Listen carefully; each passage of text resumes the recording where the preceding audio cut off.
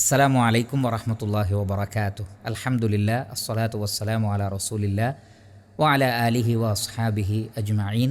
അമ്മാ ബഅദ്. പ്രിയ സഹോദരങ്ങളെ, ഒരിക്കൽ നബി സല്ലല്ലാഹു അലൈഹി വസല്ലമ അബൂദറുൽ ഗിഫാരി റളിയല്ലാഹു അൻഹുവിനോട് ചോദിച്ചു, അള്ളാഹുവിന് ഏറ്റവും ഇഷ്ടമുള്ള ഒരു കലിമത്ത്, ഒരു വാക്ക് പറഞ്ഞു തരട്ടെയോ? അല്ലെങ്കിൽ അദ്ദേഹം നബി സല്ലല്ലാഹു അലൈഹി വസല്ലമയോട് ചോദിച്ചു, അള്ളാഹുവിൻ്റെ റസൂലെ, അള്ളാഹുവിന് ഏറ്റവും ഇഷ്ടമുള്ള ഒരു കലിമത്ത് എനിക്ക് പറഞ്ഞു തന്നാലും.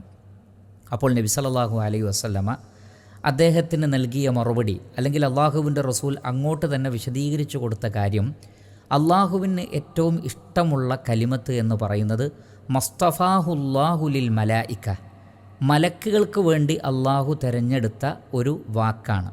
അതേതാണ്? സുബ്ഹാന റബ്ബി വബിഹംദി. സുബ്ഹാന റബ്ബി, എൻ്റെ രക്ഷിതാവായ അള്ളാഹു പരിശുദ്ധനാകുന്നു. വബിഹംദിഹി, സകല സ്തുതികളും സ്തുതികീർത്തനങ്ങളും അവന് അവകാശപ്പെട്ടതാകുന്നു. അല്ലെങ്കിൽ അള്ളാഹുവിൻ്റെ സ്തുതികീർത്തനങ്ങൾ പറഞ്ഞുകൊണ്ട്, എൻ്റെ റബ്ബിൻ്റെ സ്തുതിഗീതങ്ങൾ പാടിക്കൊണ്ട് ഞാൻ അവൻ്റെ പരിശുദ്ധിയെ വാഴ്ത്തുന്നു. സുബ്ഹാന റബ്ബി വബിഹംദി. മറ്റൊരു റിവായത്തിലുള്ളത് സുബ്ഹാനല്ലാഹി വബിഹംദിഹി, അള്ളാഹുവിൻ്റെ സ്തുതികീർത്തനങ്ങൾ പാടിക്കൊണ്ട് ഞാൻ അവൻ്റെ പരിശുദ്ധിയെ വാഴ്ത്തുന്നു.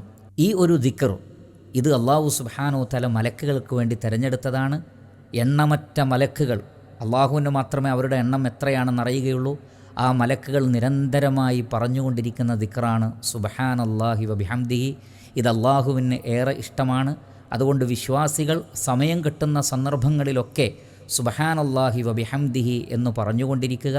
ഒരാൾ സുബ്ഹാനല്ലാഹി വബിഹംദിഹി എന്ന് ഒരു തവണ പറയുമ്പോൾ പോലും സ്വർഗത്തിൽ അയാൾക്ക് വേണ്ടി ഒരു ഈത്തപ്പന നടപ്പെടുന്നുണ്ട് എന്നുകൂടി ഹദീസിൽ കാണാൻ സാധിക്കും.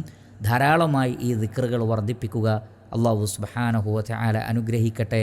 വസല്ലല്ലാഹു അലാ നബീന മുഹമ്മദിൻ വ ആലിഹി വസഹ്ബിഹി അജ്മഈൻ.